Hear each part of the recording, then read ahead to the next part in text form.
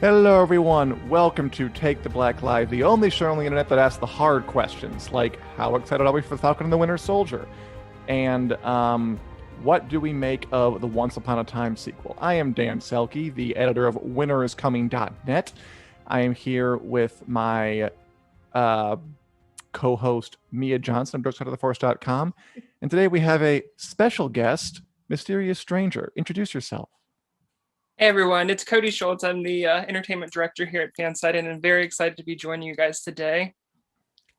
I like, Cody, that you put yourself in front of a case of books to let us know that you are a man who reads and is intelligent. Although those like mostly James Patterson books back there.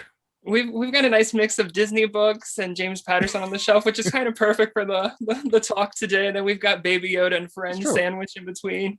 It's very nice. I got to get. I want like a giant, like a library set for myself, but that'll come in time. Thanks for watching, everybody. If you're out there, thanks for joining us. If you have any comments, questions, queries, feel free to sound off. We can talk about it. Because there's a lot to talk about today. We have both some frivolous light topics and some more serious ones. But let's start with frivolity. And there's no frivolity like the Super Bowl. They premiered, of course, as they always do, several fun commercials. It's one of the times in like American history in the year where like everyone gets so excited to be advertised to, which is, I don't know, someone wrote a term paper about that. Probably the best thing we got, I think probably agree with me, although maybe you don't, was the trailer for The Falcon and the Winter Soldier. The upcoming Marvel series that will follow WandaVision. And I thought we might watch a bit of it and talk about what we see and what we like and if we're excited. Shall we? Oh, yeah, let's go.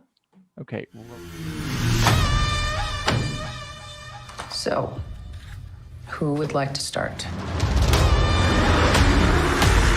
Mr. Barnes, why does Sam aggravate you? 15 seconds to drop. So what's our plan? Hey.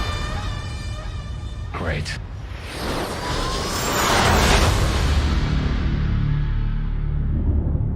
Superheroes cannot be allowed to exist.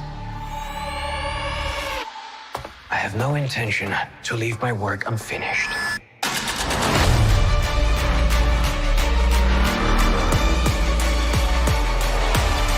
The world's upside down right now. Where do we start? We came here to see Jeff. What you got? No, not on my Buck, I have a plan. Oh, yeah? What is it? Is you ready? Here we go again, huh? We've been grinding hard on the job. Can't take that from us. And there's more, but you get the idea. Okay, so obviously Marvel right now absolutely murdering the game on a lot of fronts. They have a lot of people's attention. I guess the first question is, are you guys excited for more Marvel shows after WandaVision, or are you already tired of this new experiment? Yeah, I'll go first. I can't say I'm tired. I definitely want more. This is my time finally. You know, I used to be like a two movie a year kind of person, and last year Marvel deserted me. So I think it's all fair. Yes, they deserted you. That's the way to put it. Back content. Yeah, and I completely agree with Mia. I mean, I feel like how can you have too much Marvel? Like the way it's spaced, like I feel like if it dropped Netflix style and it was all at once, maybe then it would be like, okay, slow down.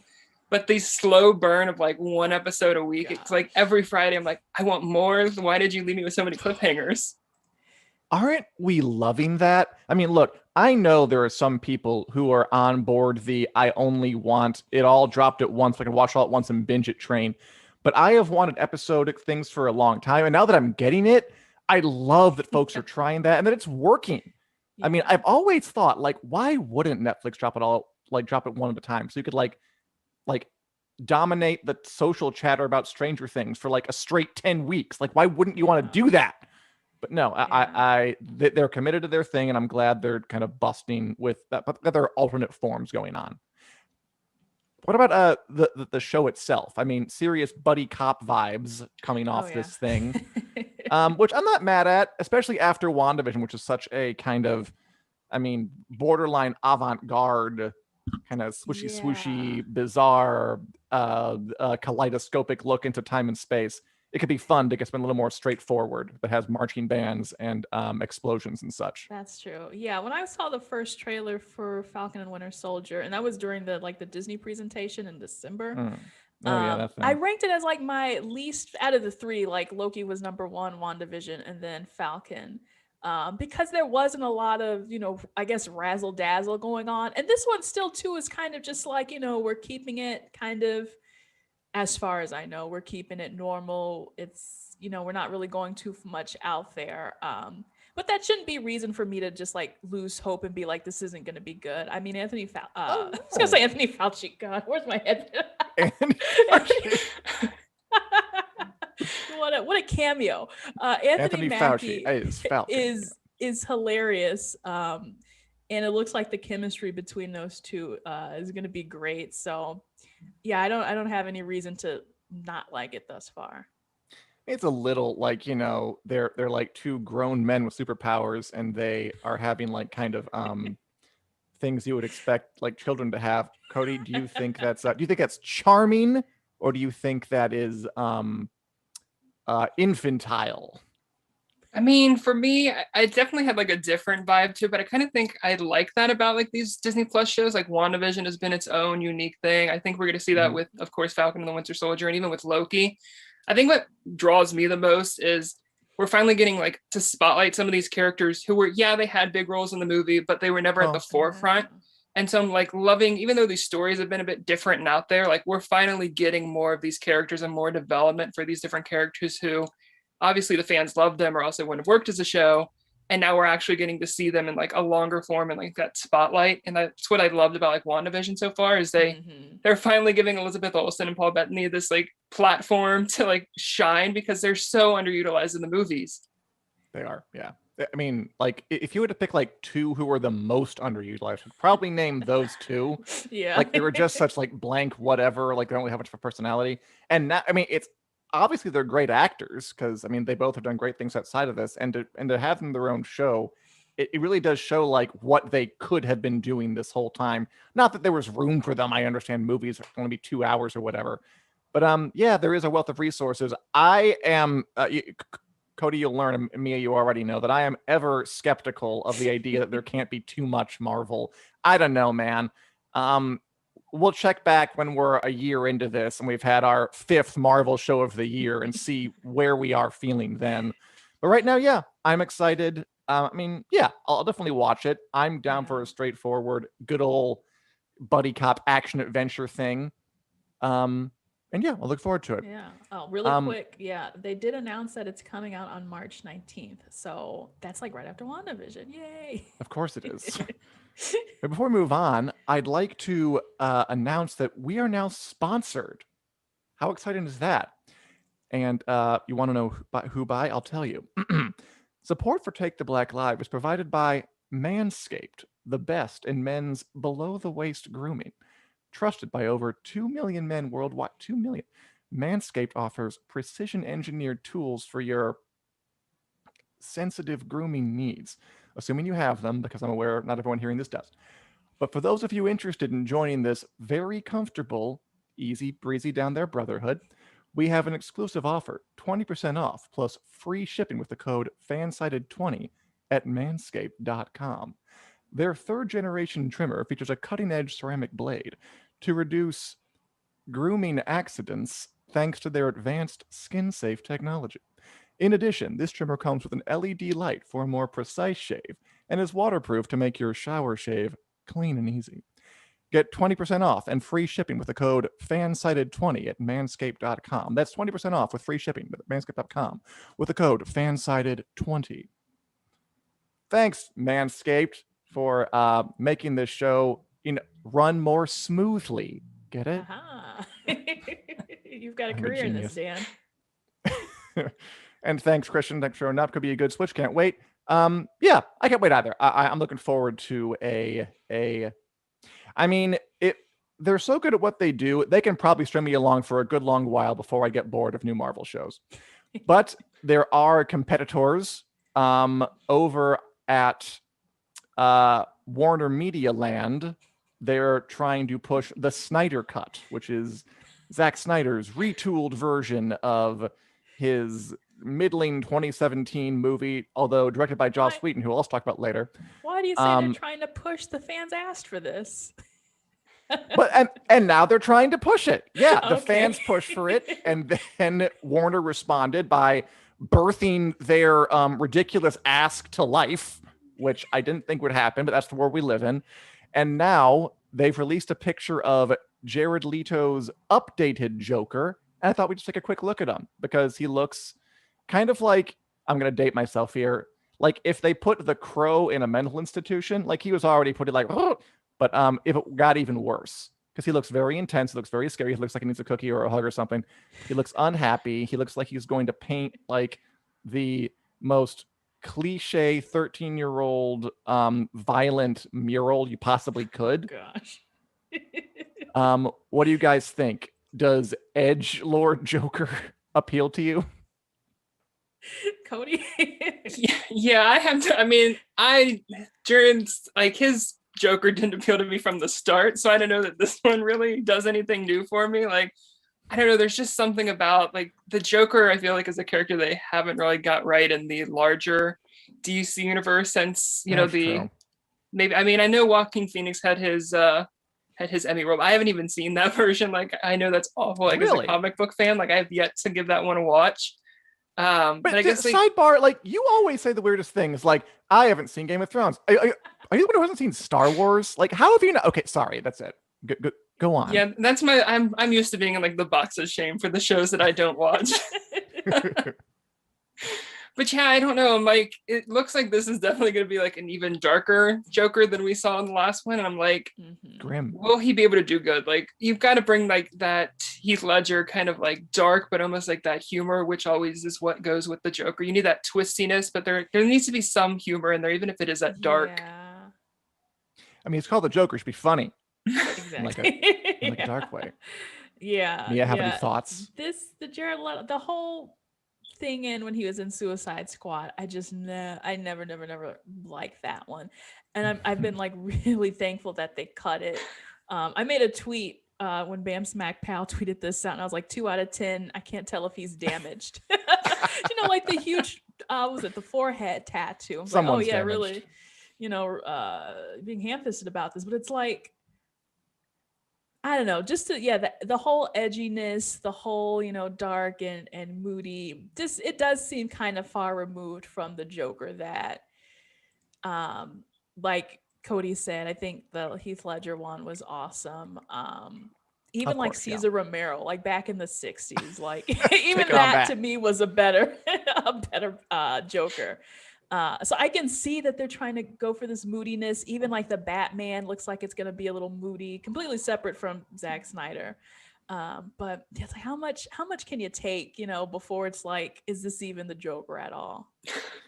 I'm still predicting disaster. I think the very fact that the Joker is kind of crammed in here, completely different than what he was the last time Zack Snyder had control of this thing, just indicates that this is the sort of project where he's just like, what if we did 18,000 things we didn't do? Why do we do that? I don't know, because I want to, is sort of what it feels like. Maybe it'll be a Dadaist kind of Picasso-esque explosion of light and color and bizarreness, and it'll work that way. But I'm predicting it'll be a self-indulgent Tower of Terror, a 4-hour-long one. That's my prediction.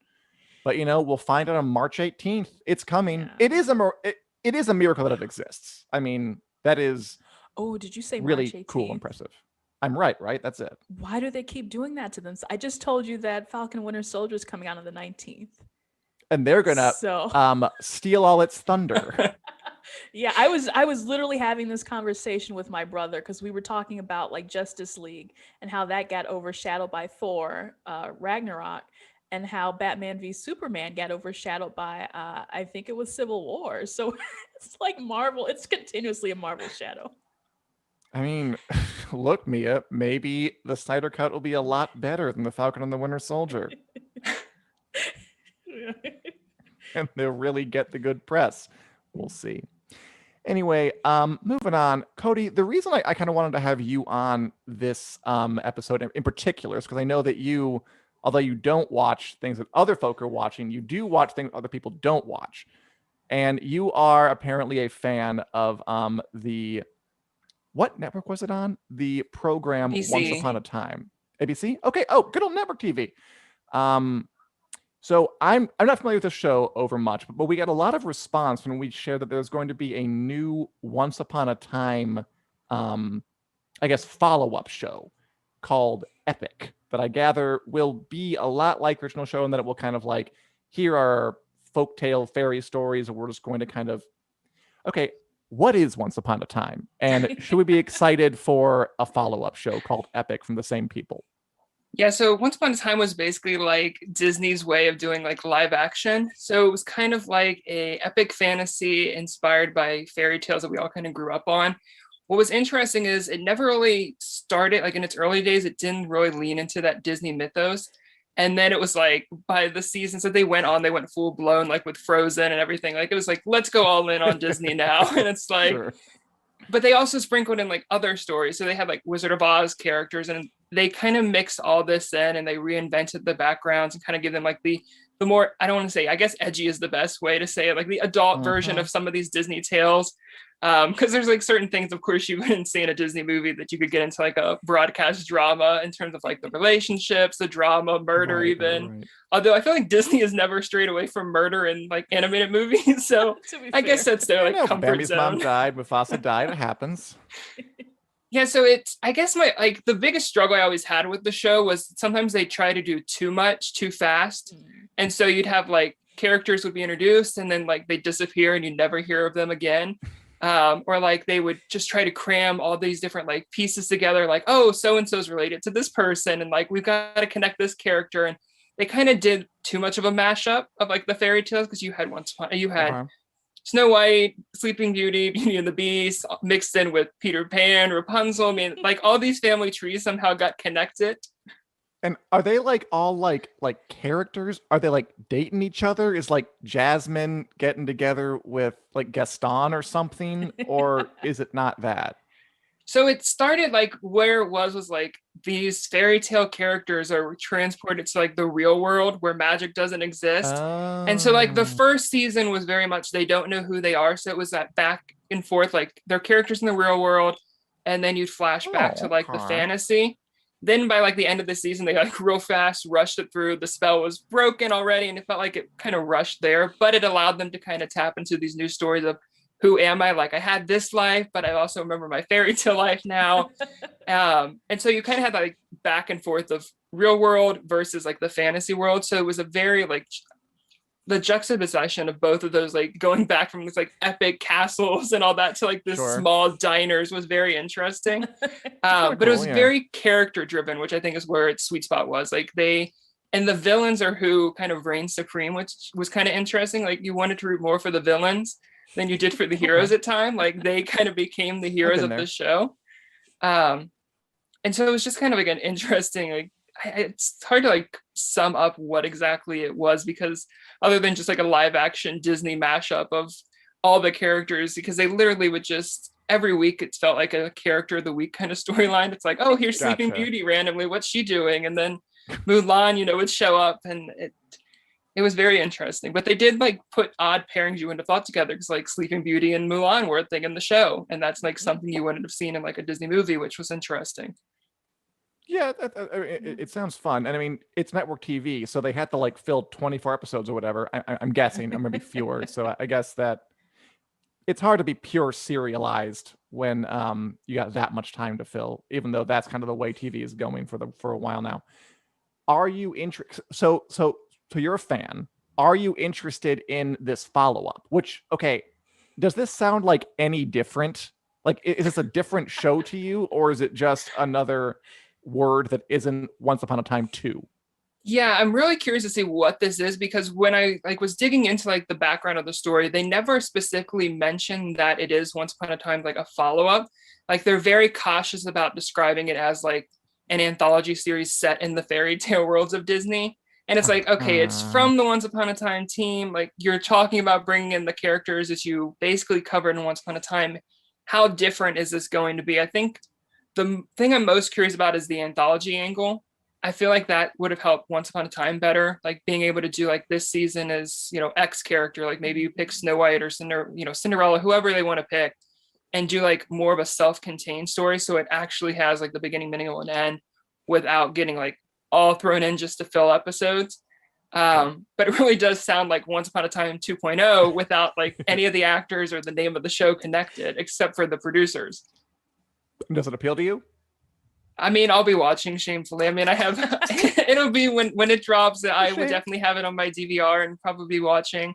I feel like Once Upon a Time's pilot still is one of my favorites. Like it just came out swinging. Oh, cool. It kind of brought like the effects, and I'm like, it's broadcast, so you kind of have a lower standards when it comes to special effects, and it didn't like disappoint at all. I'm like, oh, this actually has like a high quality. This should be interesting. And they had like some iffy things, like the CGI and some like when they did like Oz, I wasn't a big fan of like the Emerald City like appeal, looked very CGI.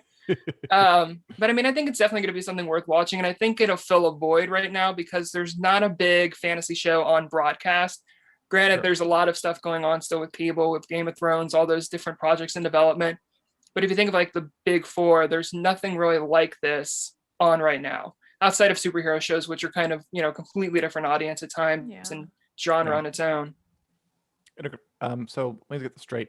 You watched Emerald City, the show where it's like lawyers in Oz, but you didn't watch Star Wars. Wait, what? No, I never watched Emerald City. Like they did Wizard of Oz in Once Upon a Time. That's how out there they got for a while. Sorry, I was mistaken. Yeah, although I will be shameful in admitting I watched that one and done like Wizard of Oz show on NBC. I can't even remember its title. It wasn't the best. I mean, it sounds pretty cool, and you're right. I mean, I also wonder, like, you're right that network TV doesn't have kind of the glitz and glamour that cable does. But I mean, now that things like Game of Thrones and other shows have changed the game so much, I wonder if they're going to step it up anyway. Like those superhero shows you mentioned, like on the CW, like HBO Max is now putting a lot of money into those. Like they're now like hybrids. Like that new Superman and Lois show is like an Arrowverse show where it's kind of like a little lower rent or like whatever. But they're also clearly pumping some money into it because they want it to be like a streaming premium show too. I think everyone's kind of raising their game a bit when it comes to that stuff. So maybe this will be the Once Upon a Time show that Once Upon a Time wished it was Once Upon a Time or something like that. That would be interesting if they try to do like the FX on Hulu, where it's like, they might have like a shorter season, but they release it on broadcast and on streaming. But then by having a shorter season, that means you can up the production value, which Disney is so huge and people love their princesses or whatever characters they're going to use, whatever it ends up being. I would like to see something a little more condensed. That might appeal to me. I think that's the way a lot of people are going. Like there are very few shows that are still like the old 24 episode a season kind of format, because there are just so many shows now that you don't like. I would rather watch 6 episodes than go into another thing, which is so I'll be curious to see what happens to that too. Any of your thoughts on that, Cody, before we move on? Yeah, I'll be curious. I do want to say I hope they don't water it down because of Disney Plus. That's been my biggest fear. Is like they had a Disney villains show in the works, which was based off of a book series, and it kind of is like a more adult like take on the stuff. So it's like a little bit darker, like in almost, I don't want to say like twisted, but like it's not your like Disney animation. And so they canceled that because they didn't want it to be like non-family friendly for Disney Plus. And I'm like, I just hope they don't try to water it down as my biggest thing. Like it sounds like it's geared towards adult, like make it like you don't have to go overboard, but like don't try to like water it down is my biggest thing there. It's always a concern with Disney, which it's just an interesting place because like WandaVision's getting into some like pretty dark stuff, but how deep can they go? We're not sure. I wonder if they'll pull back at the last second. Yeah. We'll see all of that pretty soon, because you're right, you can't go too far with Disney, even though it would be fun too. That's a decent segue, I guess, into the serious portion of our program. Just today, we're getting some updates. I guess it's all the whole story about an ongoing story about Joss Whedon, mentioned earlier, helped direct Justice League after Zack Snyder had to vacate due to a family emergency. Directed the Avengers movies, so obviously it casts a huge shadow with those. Made Buffy the Vampire Slayer, Angel, Firefly. He's been under fire for a while from Ray Fisher, who plays Cyborg in Justice League, for gross, unprofessional, abusive behavior on set. We haven't got a lot more specifics than that. But today, and I say this as someone who like really loved Buffy back in the day and still do consider it a pretty big influence on me. Charisma Carpenter, the star of Buffy and Angel, who played Cordelia Chase in those shows, came out and basically wrote a confessional, I guess, about her experiences working on Buffy and Angel, and just came out very, very hard against Joss Whedon and said some of the kind of things that I guess I was sort of missing in Ray Fisher's testimony, because I never really got specifics from those. But she's talking about instances of her getting pregnant while she was kind of in the role, and him threatening to fire her and belittling her and like asking her if she was going to keep the baby, and just like really hugely inappropriate, awful things. And then firing her after they kind of wrote that story. Which I remember, by the way, I remember watching Angel during that season, and she got pregnant. She had a demon baby, and it was clear they were kind of like writing around it really fast, and she never came back. And then since then, I think Sarah Michelle Gellar kind of posted to say she supports the people who are coming out. Amber Benson, who played Tara, said it was a toxic environment. Claire Kramer, who played Glory, said she supports everybody. So this feels like sort of like back in the heyday of the Me Too call outs, when people were kind of calling out abusive behavior over and over. I feel like it's been coming for a while. You guys have any thoughts on this? Like, where does this fit into the kind of ongoing discussion of Me Too, of Joss Whedon's career, and anything like that? Yeah, it is interesting. I'm surprised that it didn't kind of come out around that time as well, like the height of it. But at the same time, you can't, if someone is, a victim or they've been abused in any sort of way, you can't just force them to say, okay, now you need to do this. Yeah, or you exactly. need to, Yeah. it's a personal decision. So I guess the Ray Fisher thing was kind of like, he had the courage to speak up, and so that gave her the courage to speak up as well about this. That's what And she now said, that basically. it is very weird, because it's like, okay, Ray Fisher has made some accusations, but they've been kind of vague. And it's been hard for me to be like, okay, he's said this, but it's still, not to be like it's whatever, but it hadn't made much of an impact on me yet. So it's been kind of this power number things where now you've got another person speaking out about it, and you're like, oh boy. Which, to be fair, the Joss Whedon stuff did kind of occur a couple years prior as well. But I know we've talked about. Right. So, but yeah, it is that power numbers thing. I think it's putting him really, really dangerously close, if not already there, on the blacklist, basically, at this point. Yeah, what do you think, Cody? I mean, this sounds to me like something you don't really come back from. Yeah. Well, I mean, we always talk about like kind of the spectrum of, I don't know, like the Me Too call outs. Like, some people have been banished. Some people have kind of crept their way back in a little bit. What do you think? And I will note too that Joss Whedon left his HBO show, The Nevers, a couple of months back. And even then, I was like he said it was because he was exhausted and because it's hard to make a show at a pandemic. And I was like, maybe. Yeah. But it also kind of felt like he was covering for maybe Warner Brothers was like, please leave. And now with this, I am thinking that was probably what happened. But again, I don't know. We can't know. What are your thoughts, Cody?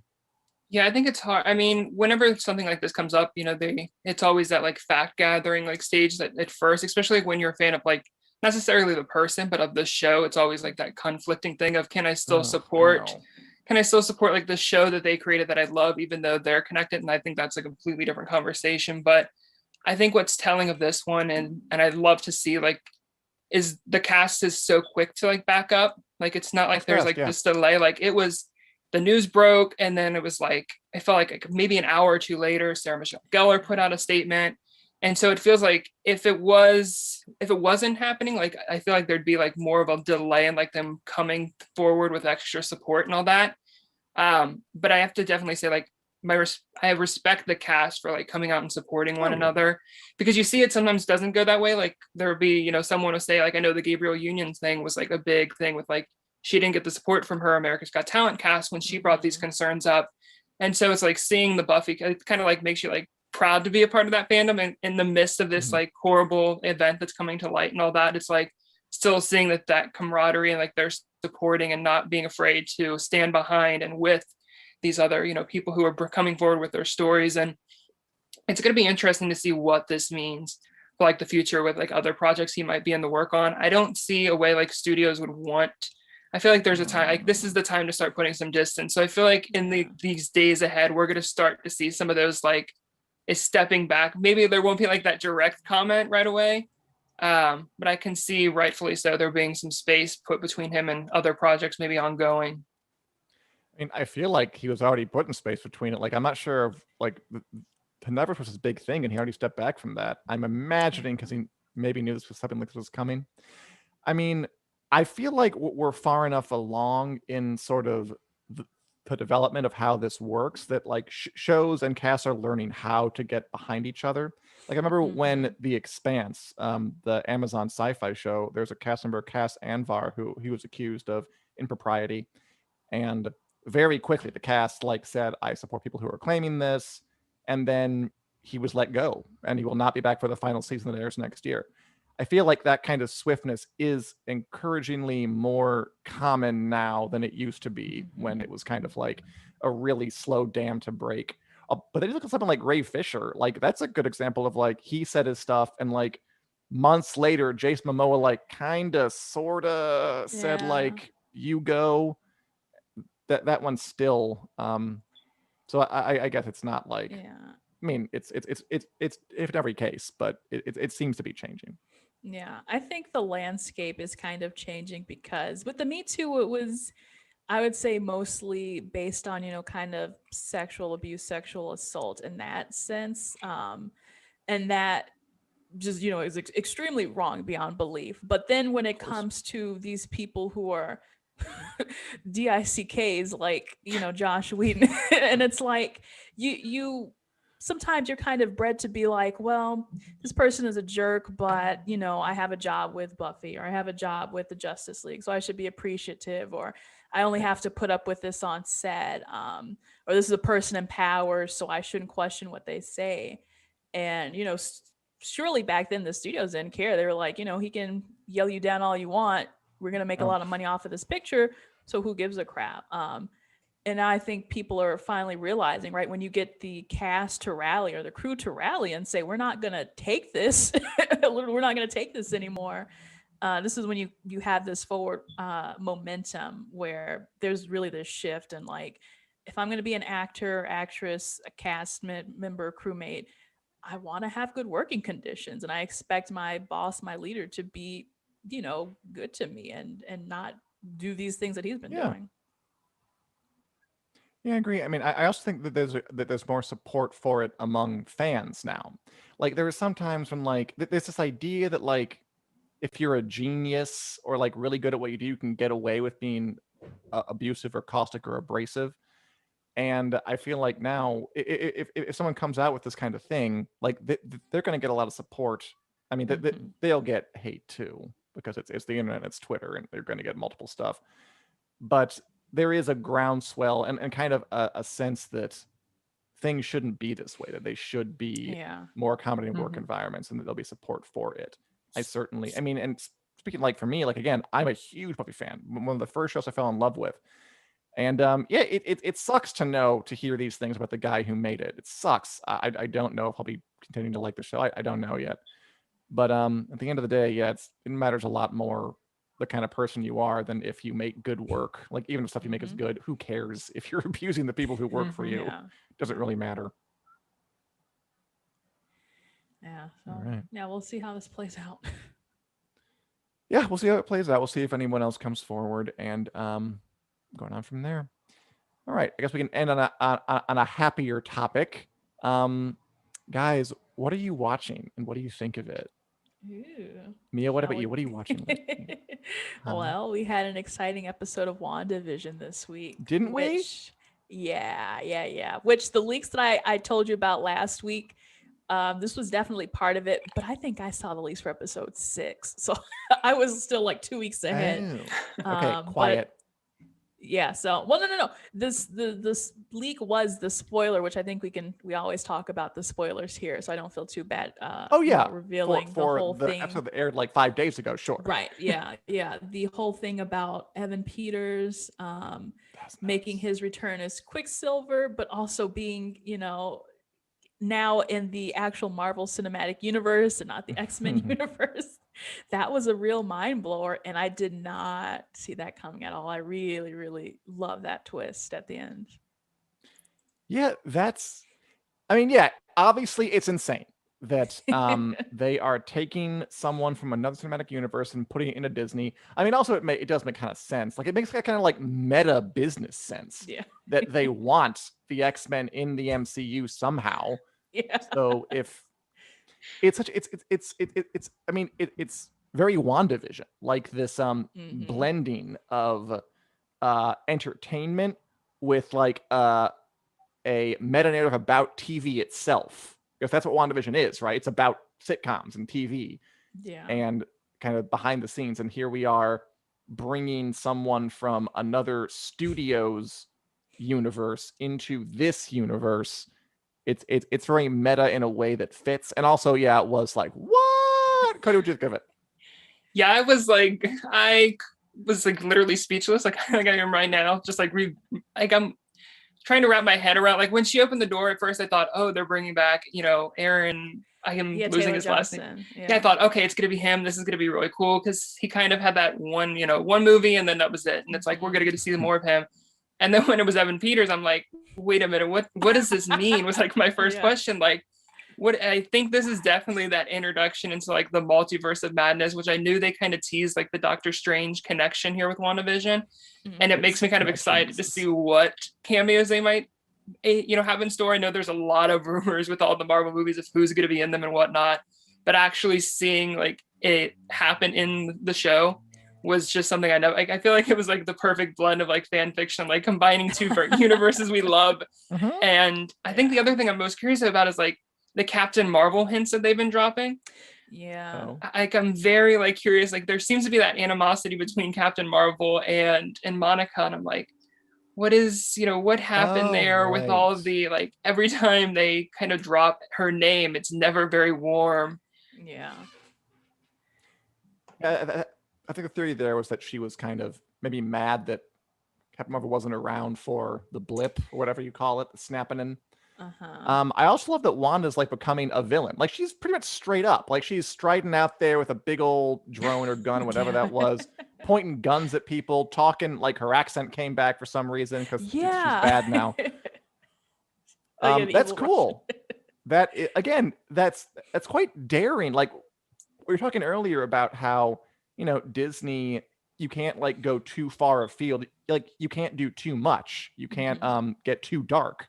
But I mean, they're going pretty dark here. Like the main hero character is supplanting the wills of a town full of people and keeping them in constant pain so she can live out her Full House fantasy. Like that's pretty dark. Like, and she hasn't said like a dirty word or anything, but I think it's pretty grim for Disney, and I'm enjoying it. Yeah, even that Vision scene, like I had to do like a one take, like that was like very disturbing when that like popped up. I'm like, oh, this is not what I was expecting. Yeah, zombie Vision.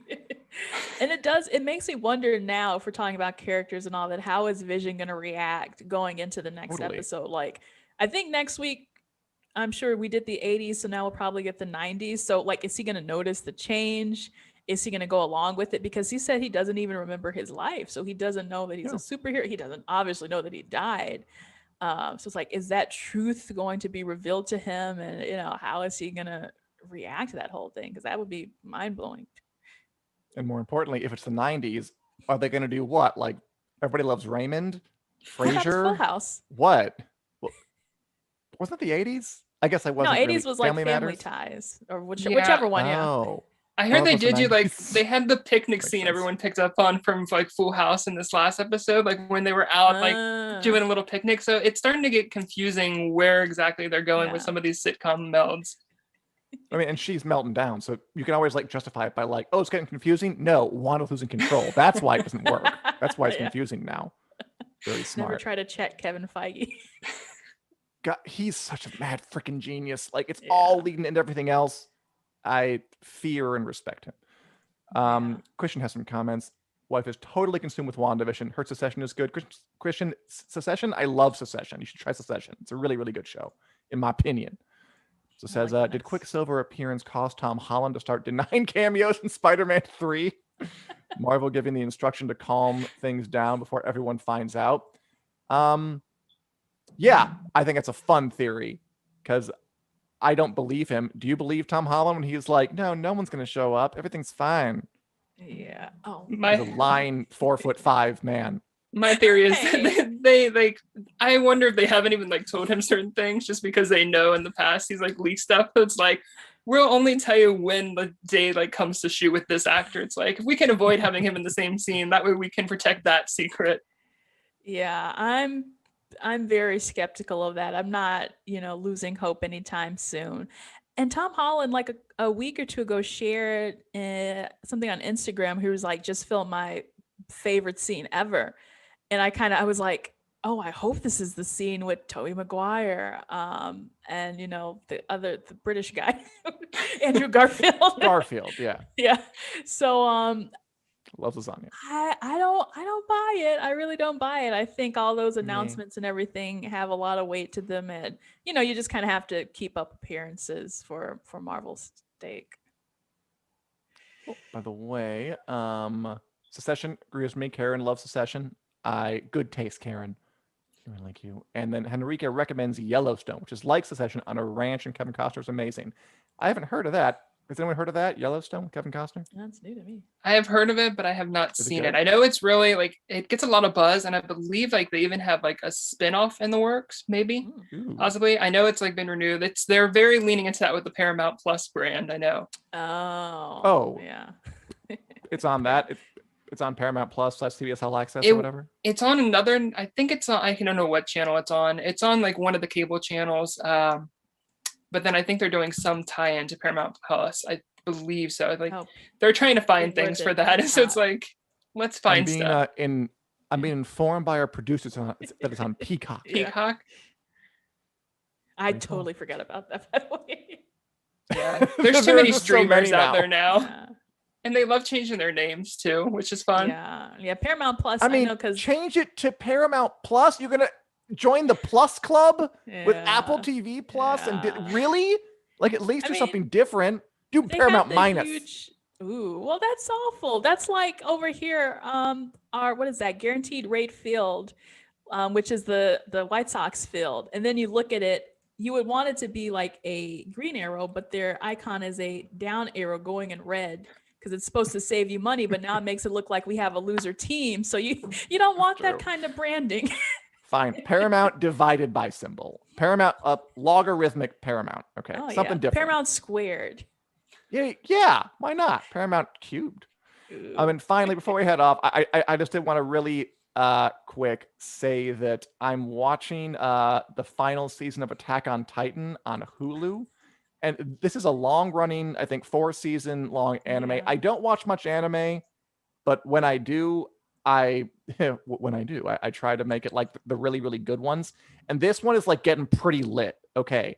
It's like giant, like 100 feet tall giants who are kind of destroying people's homes and houses and cities, trying to break in and trying to figure out like what they want and why they're here. And I won't summarize it because it got pretty weird and complicated, but it's getting to a point where there's like warring nations and they each have giants on their side and they're going at it. Might be an apocalypse coming up soon. It sounds very generic, but it is extremely lit. It is extremely kind of a gonzo, crazy, terrifying, violent, in a very kind of stylish, disturbing, fun way. The characters are rich. It has like a Baroque sort of tragic feel to it. That's I kind of lost track of it in the middle there for a while. I was like, this isn't really going back, but it's kind of coming back in a big way. And I'm enjoying the final season. And I think they're going to have the gumption to go through with making something really epically sad in the end. It seems like where they're going with it. Yeah. And I'm enjoying it. Looking forward to it. Do either of you anime? good. Do either of you do anime? My sister is really into her anime phase right now. and she would be watching it in the living room when I'm over there, and she got my dad into it. So now he won't stop talking about it. And he's been Which telling anime me or this anime? specifically Attack on Titan. Cool. So well, my dad, my sister is loving all the anime, but he has been telling me like every week he thinks Attack on Titan is better than WandaVision. And it's a miracle that I haven't fought him yet. But he says he likes this a lot more. So I've heard good things about it, but I've kind of broke free from my anime chains, and I would like to remain that way. I mean, comparing Attack on Titan to WandaVision is kind of like comparing like apples to the Atlantic Ocean. It's like they're very different things. Yeah, I cannot say I like why. them both. But yeah, I just wanted to plug that because it is getting pretty interesting. Anything else? Anybody out there watching? Either you two or any of y'all watching?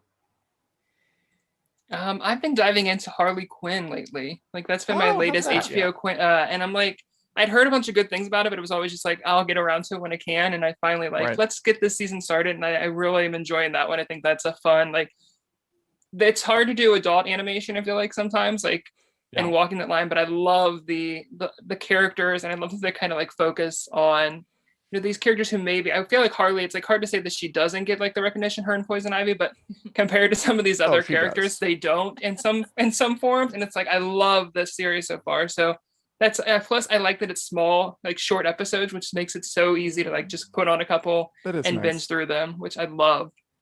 That's good. Yeah, I've heard nothing but good things about that show. I should probably pick it up sometimes. And Christian asks, does Star Blazers count as an anime? And Christian, I'm afraid I haven't heard of this 70s anime, but like Yellowstone, I will look it up. All right, everybody. This is great. This is fun. Cody, thanks for joining us here on Take the Black Live, which streams every Wednesday live on the Winners Coming Facebook page. And is also available on iTunes, Google Play, wherever podcasts are available for download, if you're on a commute or at the gym or whatever. Thanks for watching us, everybody. Thanks for joining us, Cody. Thanks for being here, Mia. Thank you, Dan, for hosting. And we will be back next week on Wednesday, 4 p.m. Central Standard Time on the Winners Coming Facebook page for more news about fantasy, sci-fi, stuff that matters. We will see you then. Have a great day. Bye.